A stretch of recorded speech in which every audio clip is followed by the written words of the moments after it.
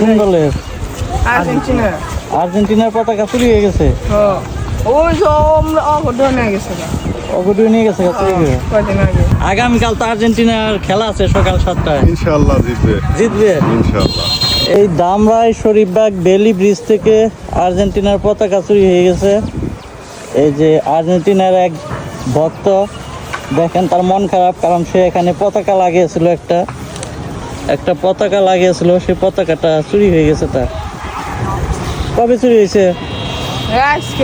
আজকে। আজকে তো তোমার দলের খেলা।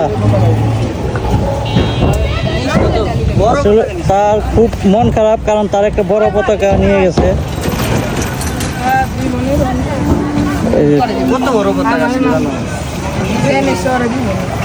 তোমার নাম কি? সোহাগ। এই সোহাগের পতাকা চুরি হয়ে গেছে, তার খুবই মন খারাপ, অনেক বেশি মন খারাপ। ওইটার সমান আসলে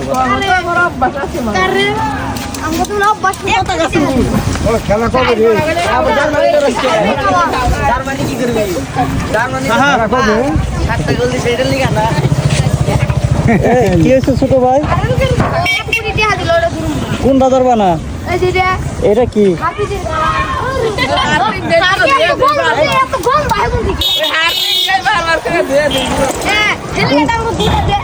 তুমি কোন পতাকা ধরবা না? কোনটা? হারপিক কোনটা? Argentina Harpic. এই হারপিকে 1 কোটি টাকা দিলে ধরবা না? তুমি কোন দল সাপোর্ট করো? ব্রাজিল। ব্রাজিল সাপোর্ট করো তুমি? নাম কি?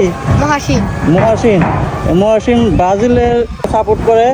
এখন আর্জেন্টিনার পতাকা চুরি হয়ে গেছে বলে এখন তাকে দায় দিতেছে। সে বলতেছে 1 কোটি টাকা দিল সে ওই হারপিক অর্থাৎ আর্জেন্টিনার পতাকা ধরবে না।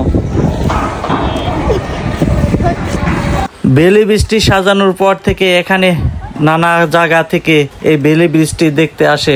আর এই বেলি ব্রিজে প্রতিদিনই চলে আর্জেন্টিনা আর ব্রাজিল নিয়ে তর্ক বিতর্ক।